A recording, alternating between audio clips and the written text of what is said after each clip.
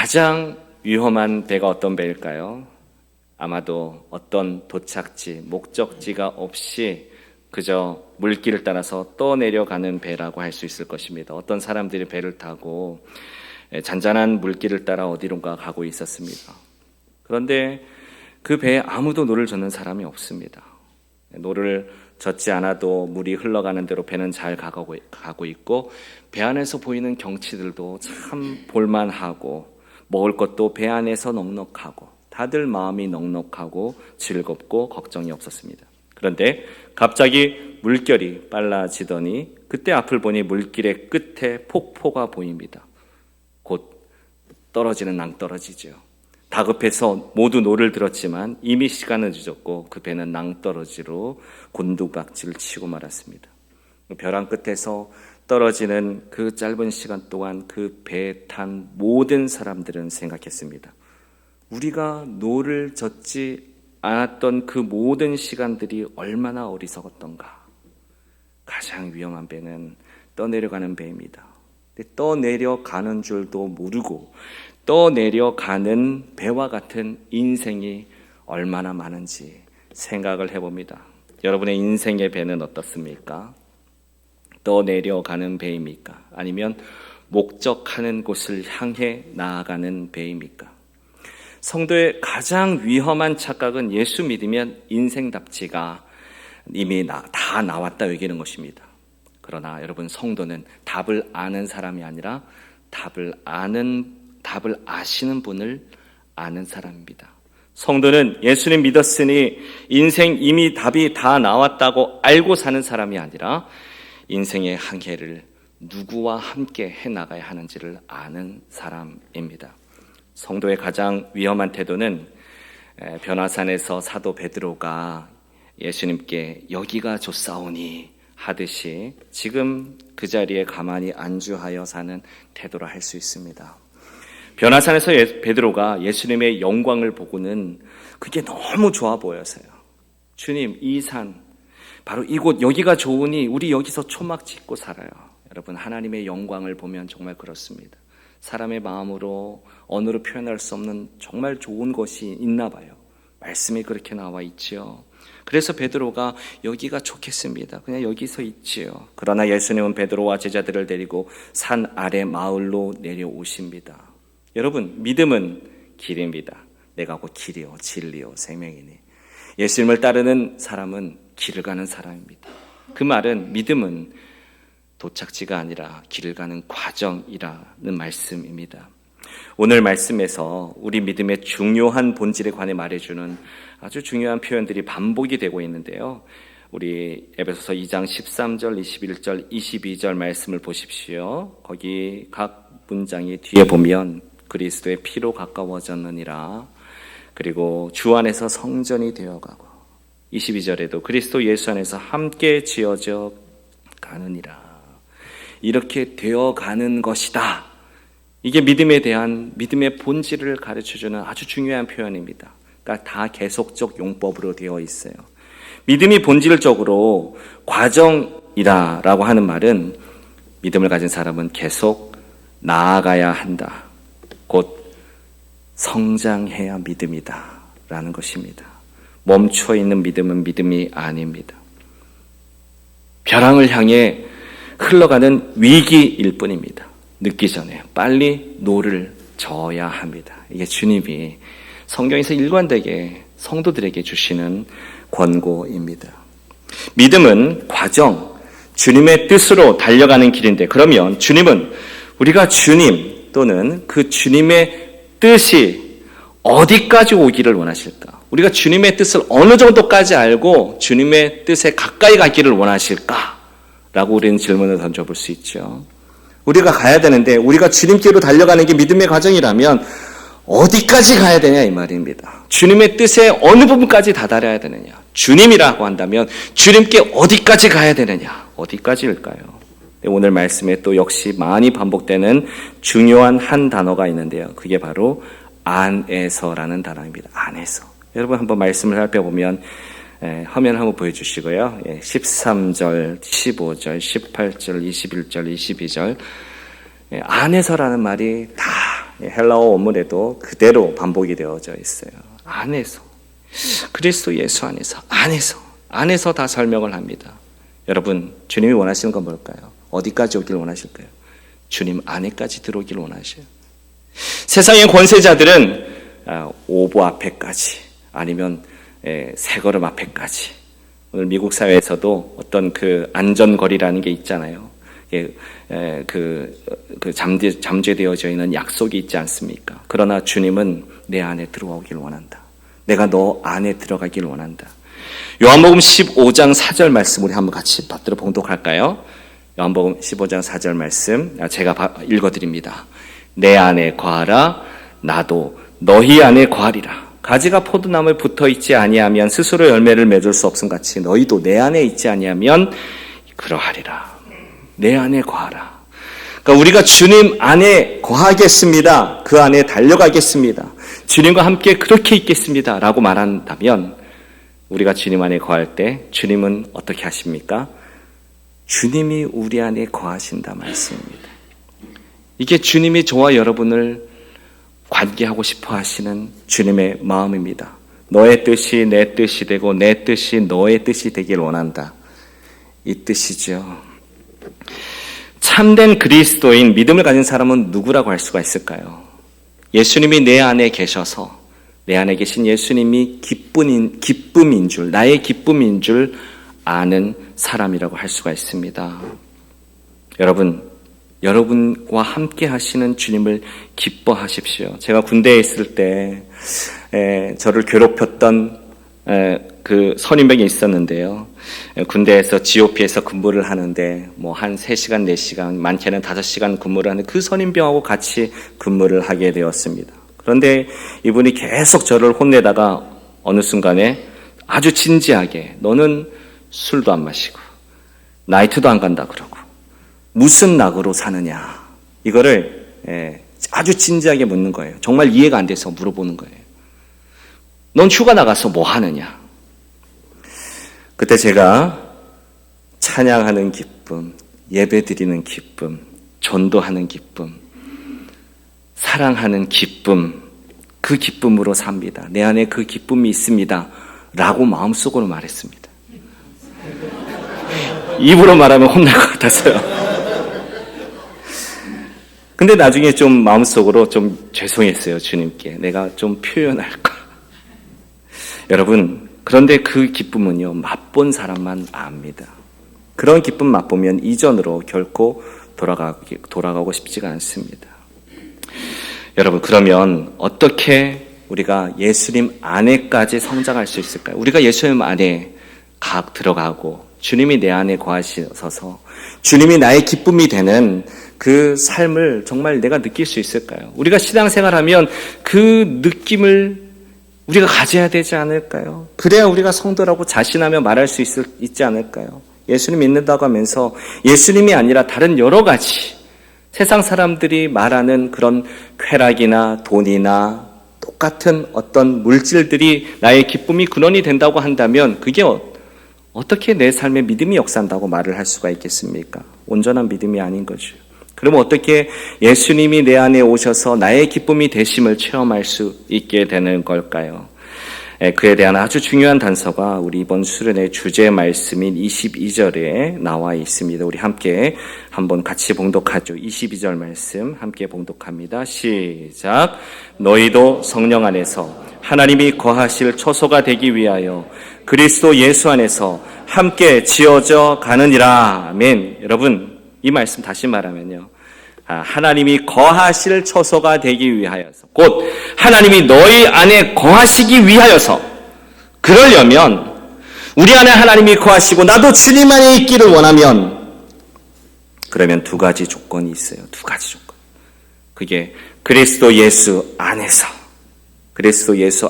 되어지고요. 그리고 또 하나는 함께 지어져 감으로 되는 것입니다. 우리가 하나님 안에 거하고 하나님이 내 안에 거여서 하나님의 충만하게 하시는 충만, 그 기쁨으로 넘쳐나는 우리의 신앙생활이 되려면 환경이나 내 가진 소유나 다른 세상의 조건과는 상관이 없이 그 주님이 나의 기쁨이 되는 삶, 그런 믿음의 삶이 되려면 그리스도 예수 안에서 함께 지어져 가야 된다. 두 가지 조건이요.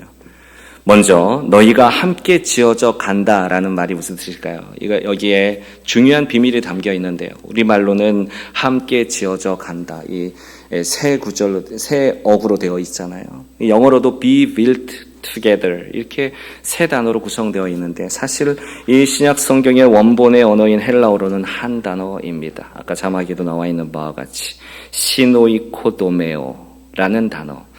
함께 지어지다라는, 함께 짓다라는 단어가 따로 있어요. 코인의 헬라어에는 따로 있습니다.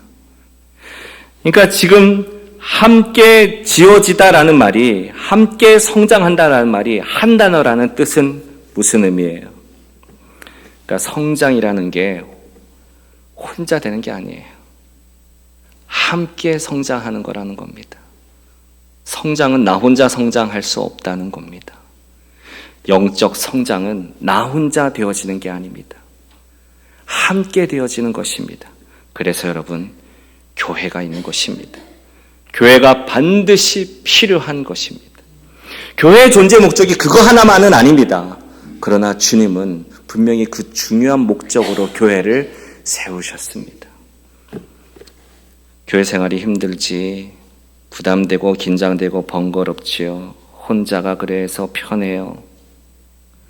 그렇게 신앙생활을 할 수 있을 것 같지만, 그러나 믿음이 그 가운데서 나아가지 못할 겁니다.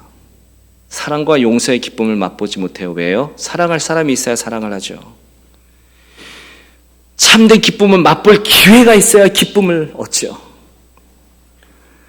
헌신과 순종 안에 있는 참된 자유의 기쁨을 모를 것입니다.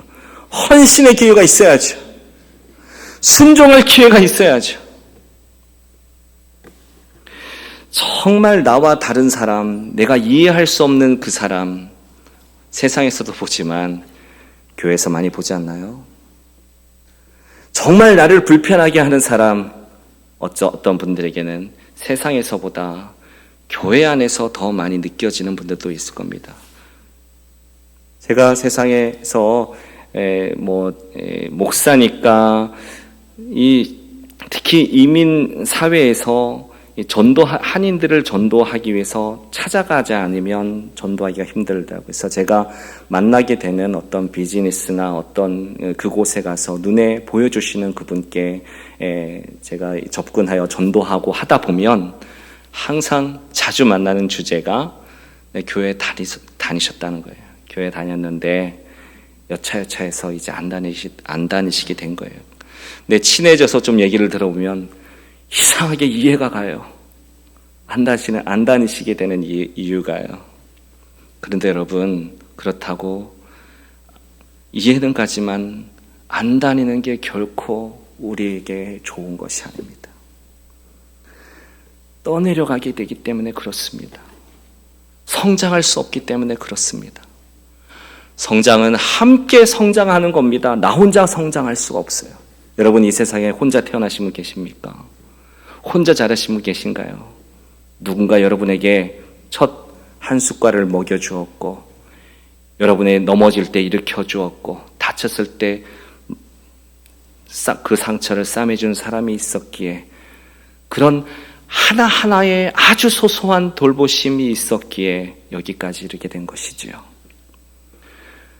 성장은 함께 하는 것입니다. 주님 안에 있는 삶이라면 반드시 교회가 필요합니다. 그게 안 되면 정말 위험한 물길 따라 떠내려가는 인생과 다를 바가 없게 됩니다. 그리고 주님 말씀하신 바와 같이 정말 주님 안에 거하여서 주님에게 붙어서 열매를 맺는 가지가 되지 못하는 거예요. 그리고 두 번째 조건입니다. 오직 그리스도의 사랑 안에 있을 때 우리가 하나님이 내 안에 거하고 내가 주님 안에 거할 수 있습니다. 하나님께 나아갈 수가 있습니다. 어디에 있을 때만요? 오직 주님의 사랑 안에 있을 때 가능합니다. 자, 그러면 주님의 사랑 안에 있다는 말이 뭘까요? 우리는 보통 이 말을 들으면 내가 주님의 사랑을 받는다, 이 생각을 먼저 해요. 주님의 사랑을 받는 거 정말 중요합니다. 주님의 사랑을 받고 십자가의 예수님의 그 사랑을 참 깊이 느끼는 거, 이거 아주 중요합니다. 그런데 주님의 사랑 안에 있다라는 말의 뜻은 이것만큼 더 중요한 것이 있는데요. 그것은 예수님께서 우리가 주님의 사랑 안에 거하는 방법에 대해서 알려주신 구체적인 말씀에서 찾아볼 수가 있습니다. 우리 요한복음 15장 10절에서 12절까지의 말씀인데요. 제가 10절 말씀을 한번 읽어드릴게요. 내가 아버지의 계명을 지켜 그의 사랑 안에 거하는 것 같이 너희도 내 계명을 지키면 내 사랑 안에 거하리라. 여러분, 주님의 사랑 안에 거하려면 어떻게 해야 된다고요? 내 계명을 지키면. 그런데 내 계명이 뭐냐? 12절에 나와 있잖아요. 같이 한번 읽어볼까요? 12절 시작. 내 계명은 곧 내가 너희를 사랑한 것 같이 너희도 서로 사랑하라 하는 이것이니라. 여러분, 무슨 말씀입니까? 주님의 사랑 안에 거한다는 것은 우리가 주님의 사랑을 깊이 받는 것, 이건 당연한 거고요. 그 주님의 사랑을 깊이 내가 받아서 느끼는 거, 이건 당연한 건데요. 그런데 주님이 강조해 주시는 것은 그것 못지않게 정말 중요한 거, 주님의 사랑 안에 거하는 방법, 사랑받는 거, 그리고 사랑하는 거라고 말씀해 주시는 거예요. 사랑하면, 사랑할 때 주님의 사랑을 너가 느낄 수 있을 거다. 이 말씀입니다. 주님이 사랑하신 것처럼 사랑해라. 사랑하면 너가 내 사랑이 뭔지 알게 될 거야. 이게 사랑, 참 사랑 안에 있는 신비입니다. 우리는 사랑받아야 사랑할 수 있을 것 같잖아요. 근데 참 사랑은요, 이상하게 사랑하면, 주님이 나를 사랑하신 것 같이 사랑하면 주님의 사랑이 느껴지게 돼요. 배우 차인표 씨 이야기를 제가 여러 번 예로 든 적이 있었는데요. 참 좋은 예여서 그렇습니다. 차인표 씨가 자기의 신앙적 변화의 시기에 전과 후를 나눕니다. 나는 이때, 이 시점에 전과 후가 내 인생에 달라졌어. 2006년에 억지로 떠밀려갔던 컴패션 봉사활동 저는 그 전에도 차인표 씨를 좀 가까이에서 본 적이 있습니다. 그의 간증했던 것도 들었었고요. 근데 차인표 씨는 고백하기를 그 전의 삶이 주님께 가까이 있었던 삶이 아니었다는 거예요. 떠내려가는 삶이었다는 거예요. 2006년에 이 역사적인 사건이 있은 후에 나의 삶이 정말 이제 주님을 향해 나아가는 기쁨, 주님 안에 거하는 기쁨을 겪었던 삶이라는 거예요.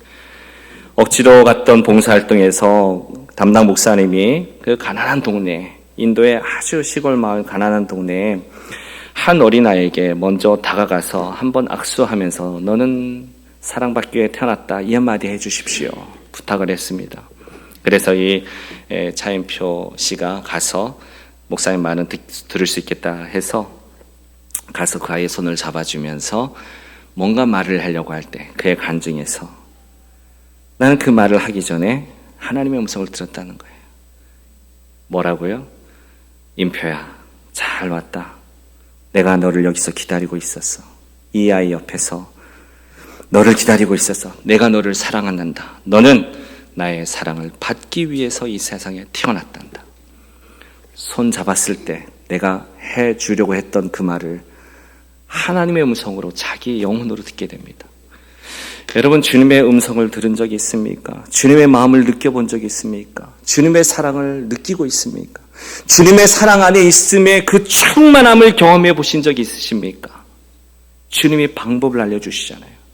너가 주님의 사랑으로 사랑해라. 우리가 사랑할 때 주님의 사랑을 경험합니다. 스캇 팩이라는 정신의학자가 있습니다. 이분이 돌아가셨는데 거짓의 사람들이라는 아주 독특한 책을 썼는데요. 이분은 정신의학자로서 세상에 존재하는 인간의 악을 아주 심도 있게 연구합니다. 사람 안에 깊이 잠재되어 있는 악을 관찰하면서 그는 질병으로 분석을 합니다. 그래서 의학자니까 이 질병을 어떻게 치료할 수 있을까 막 여러 가지 아이디어를 고민하고 연구했던 거예요. 그러다가 이분은 이 책의 결론 부분에 가서 근본적인 이 악의 치유 방법이 뭐냐? 그것은 절대적인 사랑이다. 그 과정이 어떠한지는 모르겠다. 과정은 신비하다고. 그러나 나의 연구를 볼 때 이 여러 사람들의 이야기가 나오거든요. 그 모든 과정 통해서 그가 깨달은 것은 사랑의 치료하더라. 사랑이 치료합니다. 그러나 이 스카페에 말하는 그 사랑 안에는 예수님의 십자가의 궁극적인 사랑이 있습니다. 이런 신부의 말을 인용해서 이렇게 표현합니다. 예수님의 그 무한하신 사랑은 악을 질식시켜버린다고. 악의 그 뾰족한 날들을 품고도 남는 그 사랑으로 예수님의 사랑이 악을 이겨버린다고요. 그걸 다 덮어버리고. 그래서 그 사랑을 가진 사람 안에 놀라운 치유와 회복과 변화가 일어나며 그것은 옆 사람에게 전도가 되는 겁니다. 제가 제 아내를 만나서 첫 데이트를 했던 순간을 기억합니다. 놀랍지요? 왜냐하면 저의 인생에서 아주 소중했던 순간이기 때문입니다. 이제 교제하기로 하고 만나서 그럼 데이트를 해야 될 거 아니에요? 근데 무엇을 했을까요? 영화를 보러 갔습니다. 너무 진부하지요? 예, 종로에 있는 한 극장에 영화를 보러 갔는데 그 영화 제목을 저는 기억합니다. 오늘 아침 물어보니까 아내는 기억 못 하더라고요. 그 제목이 이보다 더 좋을 순 없다라는 영화입니다. 아시는 분들은 아실 거예요. 잭 니콜슨이라는 분이 주연하셨는데요. 제목이 좀 역설적입니다. 왜냐하면 이 영화에 나오는 영화의 주인공들의 삶이 사실 이보다 더 나쁠 수 없는 사람들이거든요. 상처 입고 버림받고 관계에서 실패한 사람들이 나옵니다. 그들이 주인공입니다. 그 중에 한 사람이었더니 잭 니콜슨이 맡았던 주인공은 이 정신강박증을 심하게 앓고 있었던 작가였습니다. 이 사람은 보도블럭에 금을 밟지도 못해요. 예, 여러분 어떤 건지 아세요? 이렇게 금이 있잖아요, 보도블럭에. 근데 이 선을 밟을 수가 없어요. 그 사이사이에 이렇게 피하면서 걸어가야 돼요. 그리고 다른 사람과 발을 맞춰 가야 돼요. 그리고 물건들이 막 아무렇게나 있을 수 없고 항상 바르게 정렬되어 있어야 되고요. 사람들이 생각할 때 이해할 수 없는 행동을 해서 미움을 받고 사람들과 어울릴 수 없어서 그는 혼자 살기로 결정하고 자기 작가로서의 삶의 모든 걸 걸고 삽니다. 그리고 스스로 말하기로도 나는 행복하고 내 삶에 만족한다. 그렇게 살아갔어요. 그런데 그게 착각이었다는 것을 나중에 깊이 깨닫게 됩니다. 이 강박증을 갖고 있는 사람에게 가장 불안한 요소는 자기가 만들어 놓은 삶의 안전한 틀이 깨지는 겁니다. 그러니까 자기라고 하는 어떤 방문이 열리는 거예요. 이게 뭘까요? 어떤 변화예요. 나아가는 거예요. 안주하지 않고 나아가야 되는 거. 이게 굉장히 어려운 일인데 이 사람은 자기 삶의 문제의식을 하고 변화를 추구하게 됩니다. 근데 그 계기가 뭘까요? 다름 아니라 자기가 사랑하는 사람이 생긴 것입니다. 그러니까 이 여인이 먼저 사랑한 게 아니라 이 남자가 먼저 사랑하게 돼요. 사랑하니까 변하고 싶어져요. 그리고 그 과정을 통해서 그는 치유되어져 갑니다. 제가 아주 오래된 이 영화를 오래도록 기억하는 이유는 저도 사실 비슷한 고백이 있기 때문이었습니다. 저도 그 당시에 신학교 초기에 여러 가지 이유로 여러 아픔이 있어서 강박증이 있었어요. 저도 이 주인공처럼 보도블럭에 금을 밟지 못했어요. 막 껑충껑충 뛰어다닌 적이 있습니다. 그리고 어떤 사람이 말을 하면 그 말이 그냥 그 문자 그대로 이루어질 거라고 믿어버리는 거예요. 친한 선배가 장난으로 남자 선배가 야, 너 사랑해 라고 어느 날 말했는데 이 선배님이 진짜 나를 사랑해서 내가 이 사람과 결혼해야 되나? 뭐 이런 엉뚱한 생각들이 막 있는 거예요. 근데 더 이게 참 이상한 것은 이게 사실이 아니라는 거, 있을 수 없는 일이라는 거, 이분이 장난으로 했단 말이라는 거, 이거 머릿속으로는 분명히 알아요. 근데 마음으로는 불안해서 견딜 수가 없는 거예요. 삶이 혼란스럽고 불안했습니다. 그런데 그때 하나님이 제 아내를 통해서 저를 치유해 주시는 하나님의 사랑의 손길을 보여주십니다. 자, 하나님의 사랑의 손길을 아내를 통하여서 보았다는 게 포인트입니다. 아내의 사랑이 너무너무 위대했다라는 게 아니고요. 예, 물론 그것도 참 귀하지만 그러나 제가 궁극적으로 치유될 수 있었던 것은 제가 이 아내를 통하여서 하나님의 사랑을 느꼈기 때문입니다. 아내를 사랑하는 과정을 통하여서. 제 아내가 대단한 정신의학적 지식으로 상담해 주었던 거 아닙니다. 근데 이상하게도 제가 사랑하고 참아주고 기다려주고 베풀어주고 고민하고 헌신해주는 과정 속에서 그 이전에 나는 어떻게 이런 마음들이 바뀔 수 있을까? 전혀 고칠 수 없었던 마음의 짐이 내려놓아질 수 있는 걸 경험했어요. 그것은 아내를 통하여서 역사하신 하나님의 사랑 때문이었습니다. 그걸 내가 아내를 사랑하는 과정 가운데서 경험한 것입니다. 사랑하는 여러분, 주님의 사랑도 저와 여러분에게 이와 같이 역사합니다. 우리가 그 사랑을 모르고 있다면 그 사랑의 치유의 능력과 회복과 그 사랑의 차이를 극복하고 모든 경계를 넘어서고 뾰족한 날들을 질식시키고도 남을 그 엄청난 사랑을, 그 사랑의 충만함을, 그 사랑에 담겨있는 기쁨을 맛보지 못했다면 우리는 함께 지어져가는 교회, 함께 지어지는 그 성장의 과정 속에 우리 자신을 기꺼이 들이지 못해서일 수 있습니다. 우리가 먼저 주님의 사랑으로, 나를 찾아오신 그 주님의 사랑으로 내 형제 자매에게 다가가 사랑하는 데 게을렀기 때문이라고 말할 수 있을 것입니다. 사랑하는 여러분, 치료는 사랑에서 일어납니다. 나 혼자 되지 않습니다. 함께 지어져 가는 교회는 서로 뜻과 생각이 같은 교회가 아니라 서로 달라도 받아줄 수 있습니다. 어색해도 먼저 다가와 인사할 수 있고 사랑하며 나아갈 수 있습니다. 하나님의 엄청난 사랑으로 할 수 있기 때문에 그렇습니다. 그러면 내가 치유되어지고 나에게 역사하신 그 하나님의 사랑의 충만함이, 내 기쁨이 너희 안에서 충만하게 하기 위해서 이 말을 한다 하셨잖아요. 그 충만함이 다른 사람에게 흘러가고 서로 성장하게 되는 것입니다. 우리 교회가 이와 같이 함께 성장하는 교회가 되기를 원합니다. 저와 여러분의 삶이 이와 같이 주의 사랑을 증거하고 실천하고 함으로 주의 사랑을, 그 사랑 안에 담겨있는 기쁨을 풍성하게 여러분의 마음 가운데 간직하고 경험하고 그 충만한 기쁨 속에서 이 세상을 힘있게 살아갈 수 있는 저와 여러분 되기를 간절히 바랍니다. 기도하겠습니다.